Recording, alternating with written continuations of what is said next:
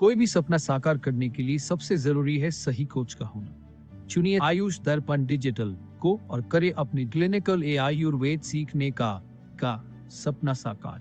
Download the app now.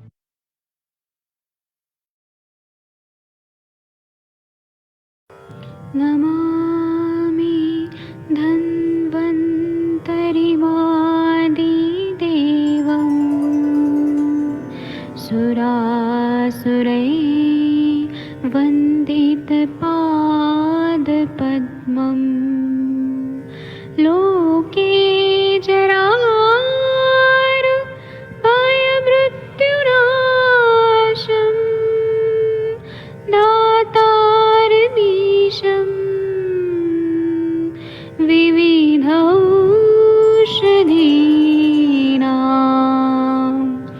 शङ्खं चक्रं जलौकां दधतं मृतघटं चारुतोर्भिश्चतुर्भिः सूक्ष्मस्वच्छादिरुद्यं शुकपरिविलसन् मौलिमं भोजनेत्रम् कालाम्बोदोज्ज्वलाङ्गं कटितटविलसत् चारुपीताम्बराढ्यं वन्दे धन्वन्तरिन्तं निखिलगदमिव प्रौढदावाग्निनीलम्।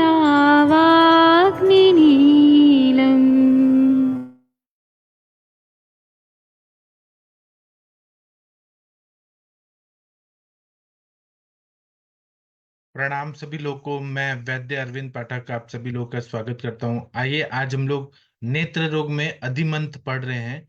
यह ग्लूकोमा जो रहता है वह उससे कोरिलेट किया जाता है अधिमंत को। तो हम लोग इसके बारे में पढ़ेंगे। अधिमंत के सामान्य लक्षण। मैं यहाँ पे कुछ लोगों को होस्ट बना दिया हूँ और यहाँ पे अनम्यूट करने का ऑप्शन दिया हूँ। जिसको भी बात करना है वो लोग बात कर सकते हैं। तो अधिमंथ के सामान्य लक्षण क्या बताया है? 10वां नंबर का श्लोक देखिए। उत्पाटयत इवात्यर्थम नेत्रम निर्मथ्यते तथा शिरसो अर्धम तम च तम विद्याद अधिमंथम स्वलक्षण ही। अधिमंथ के सामान्य लक्षण इस प्रकार होते हैं। व्याधि के प्रभाव से नेत्र और आधे सिर में मथने की सी पीड़ा अथवा उखाड़ने की सी अत्यंत पीड़ा होती है। और वातज आदि जिस अभिसंध से ऐसा होता है उस अभिसंध के लक्षण जो ऊपर कह चुके हैं वह सब प्रकट होते हैं।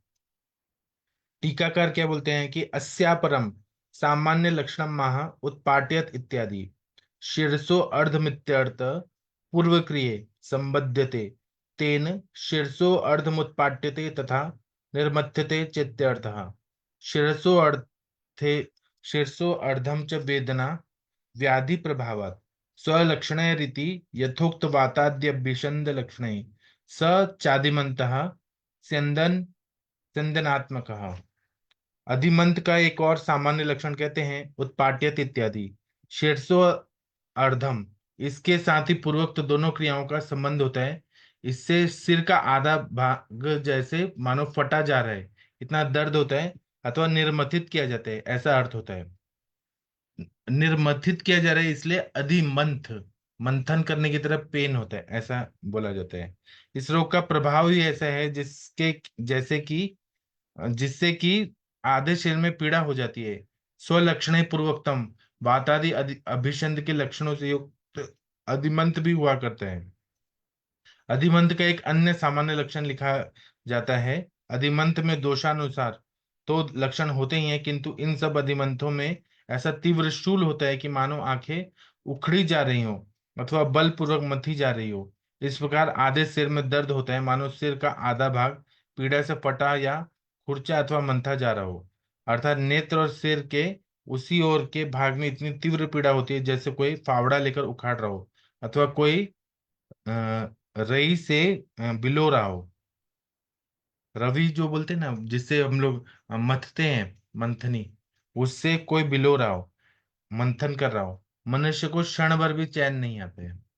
इसके बाद में आगे का श्लोक देखते हैं। 11वां नंबर का श्लोक, दोष भेद से दृष्टि विनाश की अवधि। हन्याद दृष्टिम श्लेष्मिका सप्तरात्रा दधि मंथो रक्तज पंचरात्रात् षडाद्रात्वै वातिकस्तम निहन्यात् मिथ्याचारात् पैतिका सद्य एव। अपथ्य उपचार करने से कफज अधिमंत 7 दिन में, रक्तज अधिमंत 5 दिन में, वातज अधिमंत 6 दिन में और पित्तज अधिमंत तत्काल अथवा 3 दिन में नेत्रों की दृष्टि को नष्ट कर देता है। ग्लोकोमा से ऐसा हो जाता है। टीकाकार क्या बोलते हैं?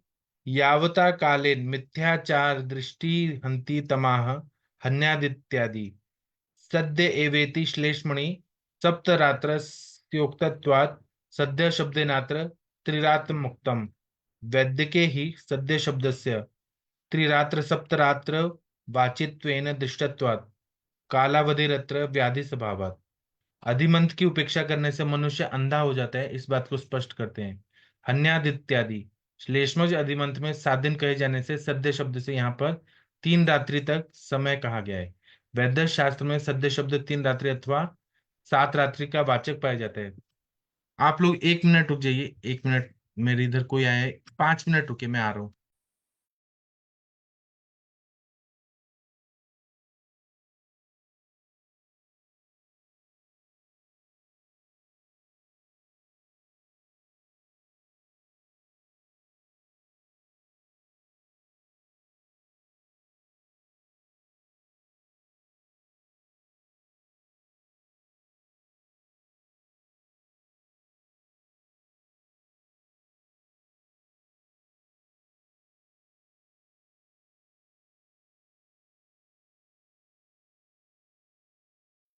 हाँ, वैदिक शास्त्र में सद्य शब्द 3 रात्र व 7 रात्रि का वाचक माना पाया जाता है। 7, 5, 6 और 3 दिन के समय की अवधि जो निश्चित की गई है, वह अवधि व्याधि के स्वभाव को सूचित करता है। अर्थात यह रोग स्वभाव है कि वह 5, 7 व 3 दिन तक अंधा कर देता है। पूर्वोक्त अधिमंत रोग की यदि समय पर चिकित्सा न करे अथवा प्रतिकूल चिकित्सा की जाए तो मनुष्य की दृष्टि नष्ट हो जाती है अथवा वह अंधा हो जाया करता है। हाँ, दोषानुसार इसमें समय में थोड़ा थोड़ा अंतर पड़ जाया करता है। जैसे कफादिमंत मृत्योपचार से 7 दिन में, रक्तज अधिमंत 5 दिन में, वातिक 6 दिन में और पैतिक अधिमंत मृत्योपचार से सद्य अर्थात अधिक से अधिक 3 दिन में मनुष्य को अंधा कर देता है। इसके बाद में 12 नंबर का श्लोक देखते हैं, नेत्र रोगों की सामता। 12 नंबर का श्लोक, उदीर्ण वेदनम नेत्रम राग शोथ समन्वितम घर्ष निस्तोद शूलाश्रु युक्तम मामान्वितम विदुहु। जब तक आंख में पीड़ा अधिक हो, आंखें लाल हो, शोथ हो, करकराहट, सुई चुभाने की सी पीड़ा और शूल हो, आंसू आते हो, तब तक रोग को आम या कच्चा समझना चाहिए। टीकाकार क्या बोलते हैं? लंघन प्रलेपादि विधानामर्थ अंजनादि निषेधार्थम च नेत्र रोगस्य सामत्व लक्षणम महा उदीर्ण वेदनम इत्यादि। उदीर्ण वेदनम मुद्गत बहुवेदनम शर्षः करकरिकति खर्षम कर करकरिक करिक्ता लंघनादि विधानार्थम अंजनादि निषेधार्थम च तंत्रांतरम स्वेदः प्रलेपन्तिक्तान्नम धूमो दिन चतुष्टयम लंघनम चाक्षी रोगाणाम आमानाम पाचनानि षट् अंजनम सर्पिषः पानम कषायम गुरु भोजनम नेत्रोगेषु सामेषु स्नानम चापी विवर्जेत इति। जैसे ज्वर में औषध व्यवस्था के लिए आम निराम की मर्यादा रखी गई है, वैसे ही नेत्र रोगों में भी मर्यादा पाई जाती है। नेत्र रोगों की सामावस्था में केवल लंघन प्रलेपादि करने चाहिए, अंजनादि नहीं प्रयुक्त करने चाहिए। इसलिए सामावस्था के लक्षण कहते हैं उदीर्ण वेदनम इत्यादि। उदीर्ण वेदनम अत्ययिक अथवा रह रहकर उठने वाली पीड़ा से घर्ष करक कड़क व रड़क लंघनादि के विधान एवं अंजनादि के निषेध तंत्रांतर में स्पष्ट किया जाता है। यथा नेत्र रोगों में आम दोष के पाचन के लिए 6 विधान है। स्वेद, रोगी को पसीना निकालना चाहिए ताकि उद्रिक्त दोष नेत्रों के बजाय स्वेद द्वारा शरीर से बाहर निकल जाए। नेत्रों में शोथ, पीड़ा, घर्ष आदि शांति के लिए नेत्रों पर लेप लगाना चाहिए। उद्रिक्त आमरस के पाचन एवं रक्त की शांति के लिए तिक्त कड़वे पदार्थों का सेवन करना चाहिए। वैरोचनिक धूम के सेवन से नेत्रगत रोग विरक्त हो जाते हैं। स्वाभाविकतया 4 दिन में आम दोष पक्व हो जाया करते हैं। यदि दोष अधिक हो तो रोगी को शक्त्यानुसार लंघन भी कराना चाहिए। इन 6 उपायों में नेत्र साम दोष विराम हो जाता है अथवा पक्व पाए जाते हैं, किंतु आमावस्था में रोगी को अंजन, घृतपान, कषाय पदार्थ अथवा गरिष्ठ भोजन इनका बिल्कुल सेवन नहीं करना चाहिए।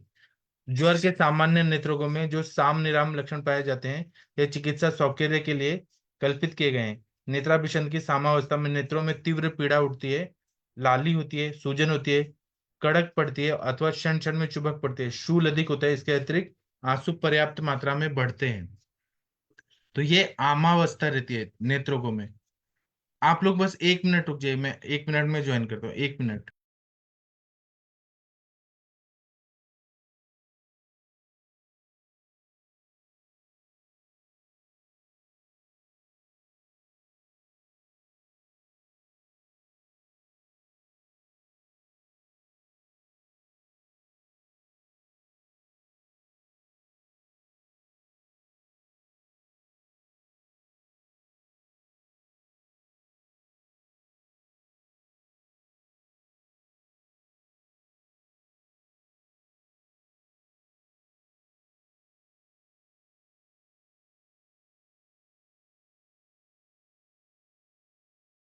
हाँ, अब आगे बढ़ते हैं। नेत्रों की सामता के बाद 13वां नंबर का श्लोक। यहाँ टिप्पणी में बहुत अच्छा बताया कि साम और निराम का भेद चिकित्सा की सुविधा के लिए है। जैसे कहा है, साम नेत्र रोगों में 4 दिन तक स्वेद, प्रलेप, तिक्त अन्न का सेवन और धूम्रपान कराना चाहिए एवं 6 दिन तक लंघन और पाचन कराना चाहिए। ठीक है। इसके बाद में 13वां नंबर का श्लोक है, ये बहुत ही इंपॉर्टेंट है। इसमें 13वां नंबर का श्लोक में क्या बताया है? मंद वेदनता कंडुहु सन्नब्धा अश्रु प्रशांतता प्रशस्त वर्णता चाक्षणो संपक्वम दोषम मादिशेत। इसमें पीड़ा कम हो, ये निरामावस्था आ गई है। शोथ और आंसू भी शांत हो जाए, आंखों का वर्ण स्वच्छ हो जाए, आंखों में खुजली हो, तब समझना चाहिए कि दोष पक गए हैं। ये निराम के लक्षण है। टीकाकार क्या बोलते हैं? निराम लक्षणम महा मंदेत इत्यादि संरंभा अश्रु प्रशांतेति संरंभ शोषस्तस्य अश्रुणो नेत्र जलस्य च प्रशमः। नेत्र के निराम लक्षण कहते हैं मंदेत्यादि, संरंभा अश्रु प्रशांतता अर्थात नेत्रों की सूजन उतर जाती है तथा आंसू आना भी बंद हो जाता है। 3-4 दिन के पश्चात स्वयं अथवा प्रलेपादि के प्रयोग से नेत्रों के सामता नष्ट हो जाती है। अब उससे ये लक्षण पाए जाते हैं। पीड़ा जो कि सबसे अधिक परेशान करती है, कम पड़ जाती है। शोथ उतरने से खुजली आरंभ हो जाया करती है, सूजन उतर जाती है अथवा मामूली सी रह जाती है। इसी प्रकार आंसू भी बंद हो जाते हैं अथवा कम पड़ जाते हैं तथा आंखों की लाली दूर होकर रंग निखार पर आ जाता है। इन लक्षणों को देखकर निरामावस्था का निर्णय कर लेना चाहिए। इसके बाद में है नेत्र पाक के लक्षण। आंखें पक जाती हैं, बहुत ही डेंजरस कंडीशन होता है नेत्र पाक। 14वां नंबर का श्लोक है, कंडूप देहा अश्रुयुतः पक्वोदुम्बर सन्निभः संरभि पच्यते यस्तु नेत्र पाकः स शोथजः। शोथहीनानि लिंगानि नेत्र पाके त्वशोथजे। सशोथ नेत्रपाक, आंखें लाल हो जाए, शोथ हो, इसलिए आंखें पके हुए गुलर के समान हो जाए, खुजली हो और आंसू आते हो, यह शोथ सहित नेत्रपाक है। शोथहीन नेत्रपाक में शोथ को छोड़कर अन्य सब लक्षण होते हैं। यह त्रिदोषज रोग है। टीकाकार क्या बोलते हैं?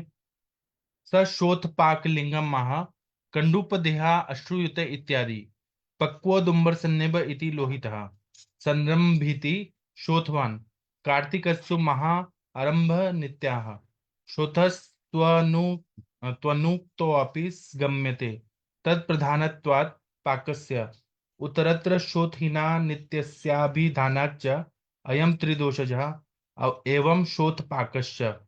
श्रोतोत्पाक के लक्षण कहते हैं कंडुप देहाश्रुत युत इत्यादि पक्वोदुम्बर सन्निभः अर्थात पके हुए गुलर के समान लाल वर्ण का, सन्नम्बी अर्थात श्रोतयुक्त।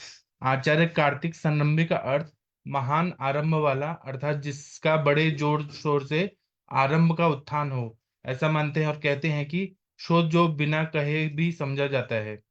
पाक ही शोध प्रधान होता है। इसके अतिरिक्त आगे का शोध हीन पाक के लक्षण कहेंगे। सशोथ पाक और अशोथ पाक ये दोनों ही सन्निपातज होते हैं। शोथजन्य नेत्र पाक में खुजली होती है, नेत्र में मल संचित रहता है, आंसू आते रहते हैं, आंख पके हुए गुलर के समान रक्त वर्ण की हो जाती है। यदि नेत्र शोथयुक्त होकर पक जाए तो उसे शोथज नेत्रपाक कहते हैं। उपरोक्त रोग में यदि शोथ न हो और शेष लक्षण सारे के सारे पाए जाएं तो उसे अशोथज नेत्रपाक कहते हैं। अर्थात शोथज नेत्रपाक में शोथ होता है और अशोथज में शोथ नहीं होता है। शेष लक्षण दोनों में बराबर है, वह तीनों दोषज प्रकोप से होते हैं। इसके बाद का जो श्लोक है बहुत ही महत्वपूर्ण है। हतादिमंथ के लक्षण।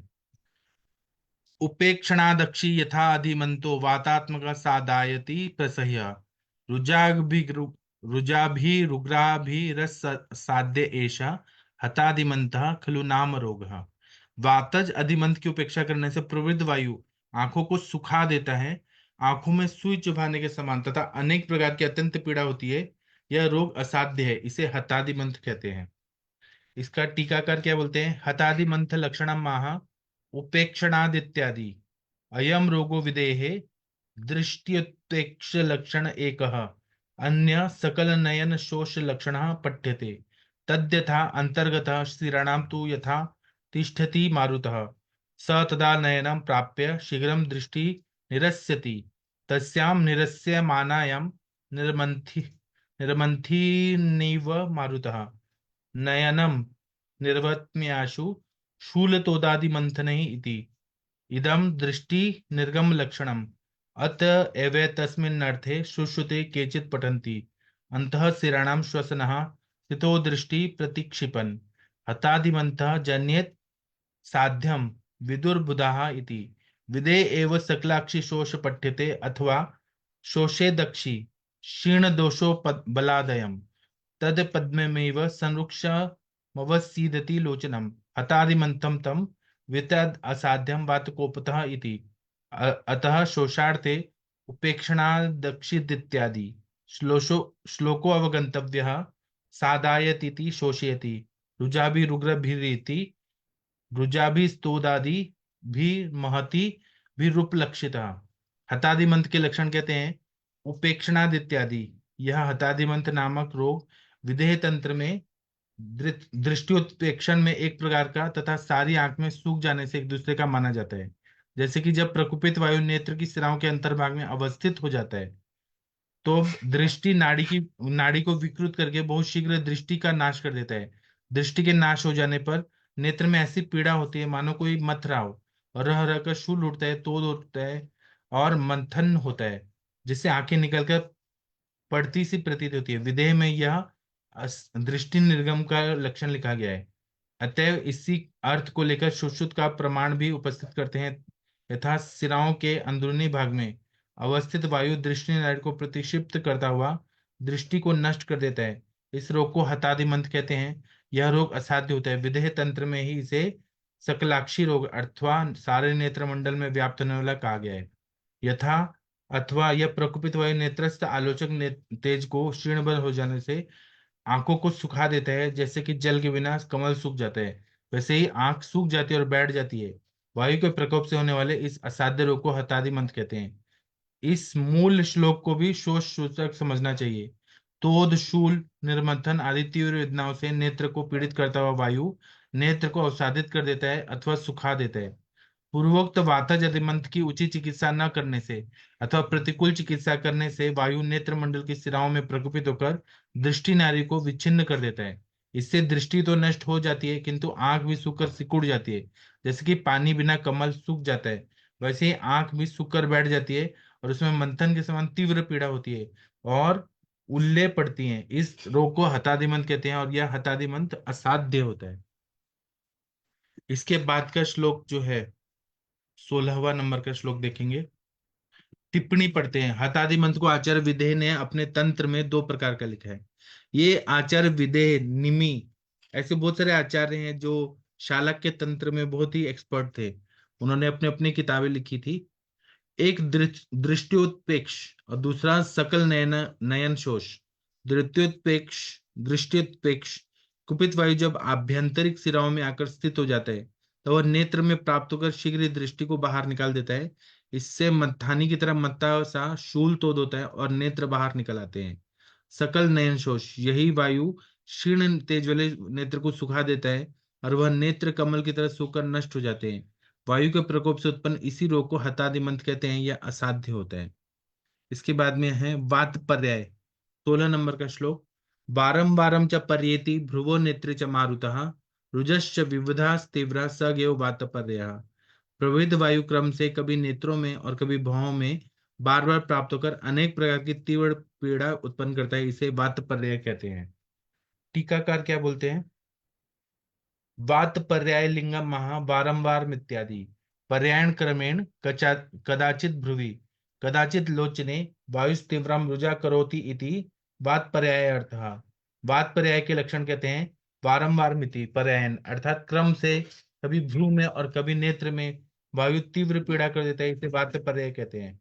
जब कुपित वायु बार बार आंखों से भौं में और भौं से आंखों में फिरता है तो उसमें तीव्र शूल तोद स्फुरण और अन्य कई प्रकार की पीड़ाएं उठती हैं। इस रोग को वात पर्याय कहते हैं।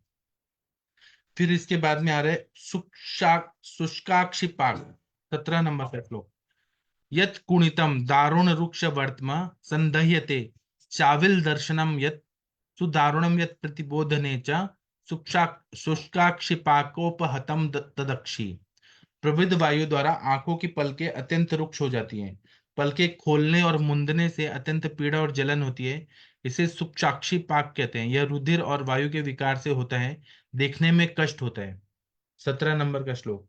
इसमें टीकाकार क्या बोलते हैं?